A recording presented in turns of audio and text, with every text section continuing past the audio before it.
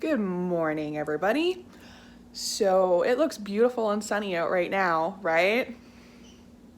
Wrong. Hurricane Dorian is going to be hitting us here on the East Coast in about 24 hours, which is great. Luckily, it's not nearly as bad as it was in the Bahamas, thank God. Right now they're saying a Category 1.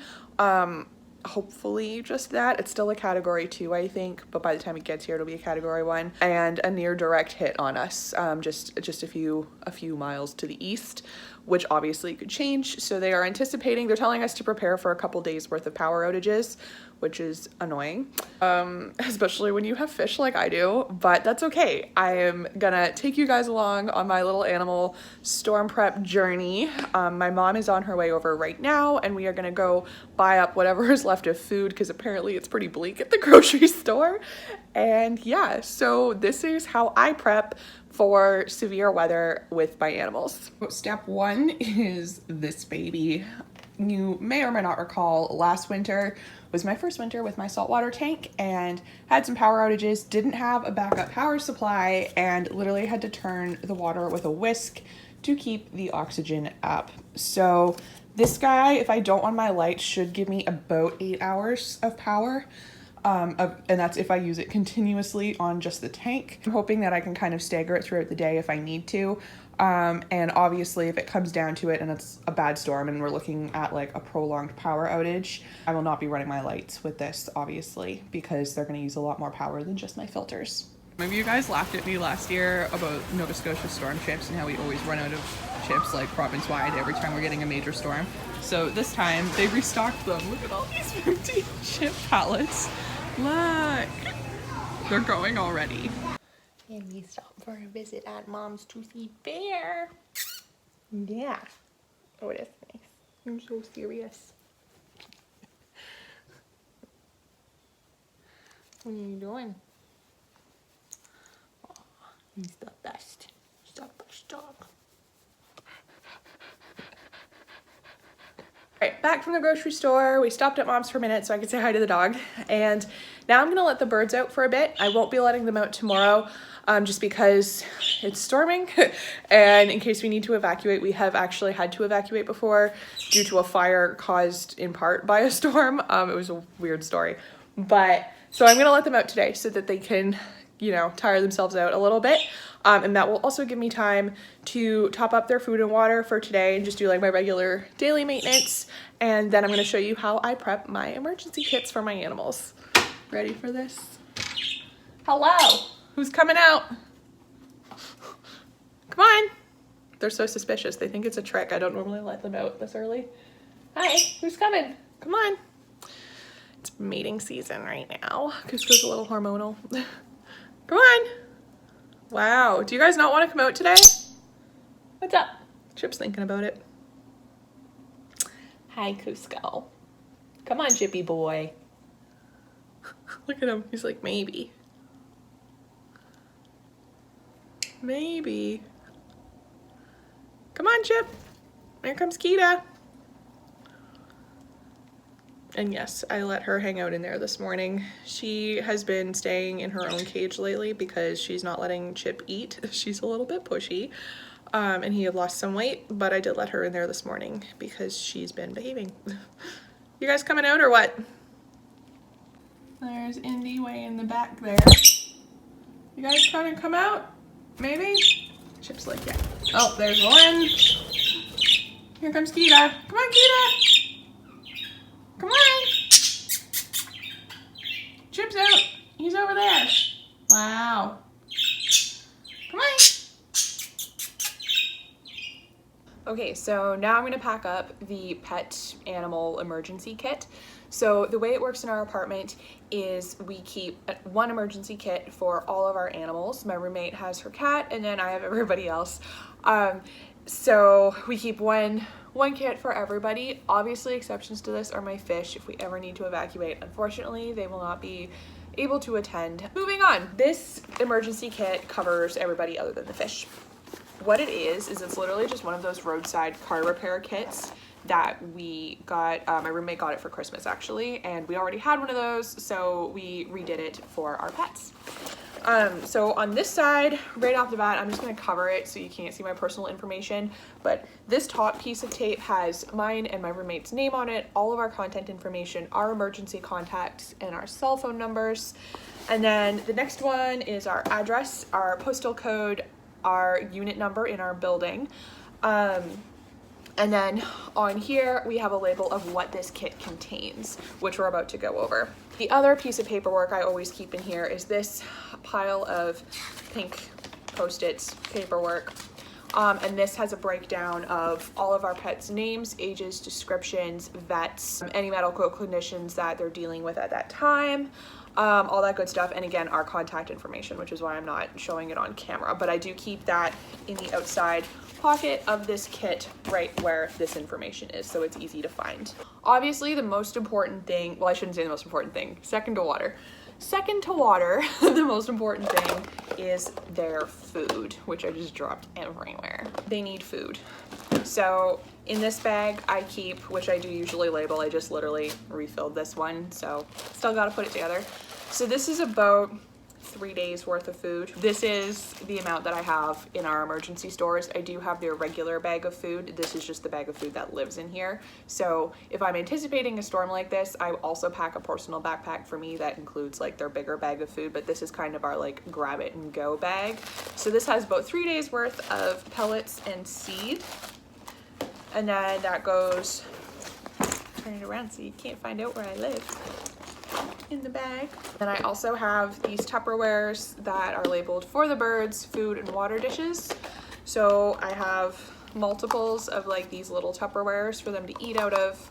And then the big one is for drinking, which also lives in here. Next, I have crested gecko food. So this is actually totally off topic, but this is ZooMed started making crusty food, and I compared the nutritional information to the Rapashi that I normally feed, and it's actually almost completely identical. It's like within like a 0.1%. So I'm trying it with Sushi, my crusty, and he really likes it, and he's a really picky eater, so would recommend. Anyway, so that's coming with us, as well as a dish for him. For water, he won't drink stagnant water, so I do unfortunately have to pack a small mister, which is in the other room right now because I'm in the middle of cleaning cages, but I do always pack his mister as well. Next, cat food. So like I said, my roommate has a cat. This is 3 days worth of her food, and then in my big personal backpack, I usually bring a second bag of food for her as well. After that, I also keep this blanket in here. We've had to evacuate twice since we moved to this building. Once due to a fire alarm malfunction, and the other time due to an actual fire that was in the middle of a really busy, gross blizzard snowstorm on Christmas Day. It sucked. So for that reason, I always make sure I have lots of hot packs and blankets, because you really can't have enough in winter in Canada when you need to evacuate with your pets. If you've watched my other videos, you might recognize this blanket. This is also the blanket that I bring on any pet rescues I do, or any pet trips, anything like that. It was my cat Lily's blanket growing up, and you know, she's very near and dear to my heart. It was kind of like my first pet. I keep her blanket with me whenever I'm doing anything kind of pet related. This is an entire roll of paper towel that I took the tube out of and squished down really flat, because you can never have too much paper towel with birds. So that comes. I have a flashlight. I have vet wrap and styptic powder, which I already put in here. I'm not going to dig it out because this is pretty tight once everything gets in here. Anyway, so vet wrap and styptic powder in case there's any kind of like injury or medical emergency. I also pack a syringe for the same reason. And then I also do these little shake hand warmer hot packs, and I have quite a few of these. Again, because I'm used to doing this in the winter. So that's my bag. In this outside pocket, I'm also going to put Cusco's harness as well as the cat's harness. My cat refuses to go in a carrier. And then for Cusco, the other birds, and my gecko, I will be prepping the soft-sided animal carriers that I have, as well as a like critter keeper for my crusty, just in case we need to grab anybody on the go. The other thing I keep on the outside of this bag is this little LED light. It's designed to be a light for your purse so that if it's dark and you can't see in your purse, you like turn it on and then you can find your stuff. But I like having an emergency light attached onto here in addition to the flashlight. I know for sure that there's always a light with this bag. And not that you guys care, but here's my little grocery haul. So this is just my storm groceries, plus I needed a couple regular things, so I bought them. So I just got some batteries, some propane so I can cook, some David's tea because I love it, some regular coffee. This is just like super cheap grocery store brand coffee, but if I don't have power and have to make my coffee in like my camp coffee maker set, I don't really want to spend my good coffee on that because it's really expensive. So cheap coffee, some granola that I bought just because it was called Love Crunch, some peanut butter, some soup, some muffins, just lots of non-perishables. So I really love carrot muffins. So got carrot muffins, got some applesauce that I like to put in pancakes, which I'll probably make today. Storm chips, obviously. These little kale and like quinoa bite things are great. They go really good in sandwiches and they don't need to be cooked, which is amazing. Some cream cheese for my bagels. And then obviously I had to get some Beyond Meat burgers. Obviously they are also not non-perishable, but it's so funny to think that those are gonna last more than 24 hours in this house anyway, so like whatever, it's fine. Oh, get some clownfish, some delicious breakfast. They totally know, look at them, they're so ready. Yeah, they're so greedy. Oh my goodness. So greedy. Alright, so apologies if it's loud. We are on my deck and I live next to a highway, which honestly I kind of enjoy. I like people watching anyway, but I also need to bring all of this stuff in. So I have my fig tree right here, which is a little sunburned, ignore it. I have my fig tree right here, my prickly pear, and this little cactus. My prickly pear is looking a little droopy. It's always reaching for the sun. It's kind of sad. Anyway, bring those guys in. I also have to disassemble this table and bring it in, as well as both these chairs. I'll probably bring this jug thing in. These lights don't actually work anymore, so they can stay. And then this is my leftover pallet furniture that looks like crap right now, but is really nice in the summer when it has like the cushions and is freshly painted. And I'm on the fence about what I'm gonna do about this. Normally I would just leave it out, but with the wind that we're expecting, I'm sure it'll be fine. I just don't trust it because we have so much glass and I'm so afraid of this just blowing up and like smashing. So, I mean, we'll see, but right now it's a beautiful day. Right now it's so nice outside, but storms are coming. You can feel it in the air. It's like very humid and sticky.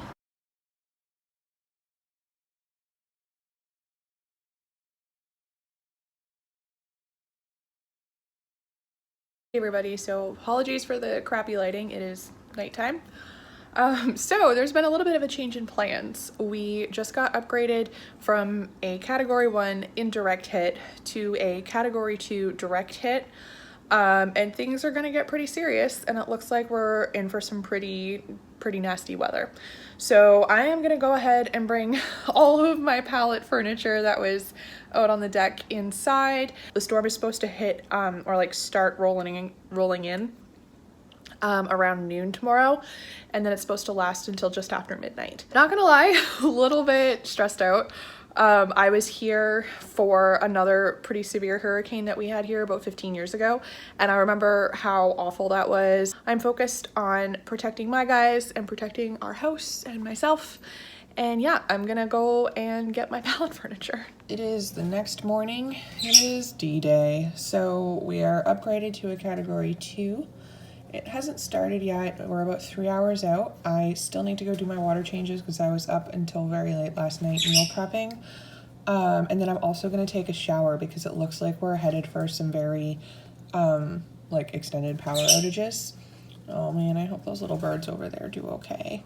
I'm watching birds fly past here and like hunker down under the bushes. These are all the trees by my building, and the storm hasn't started yet. It is real dark out, and you can like feel it in the air. My ears are popping, and it's pretty blustery down there, but nothing compared to what we're gonna have in a little bit.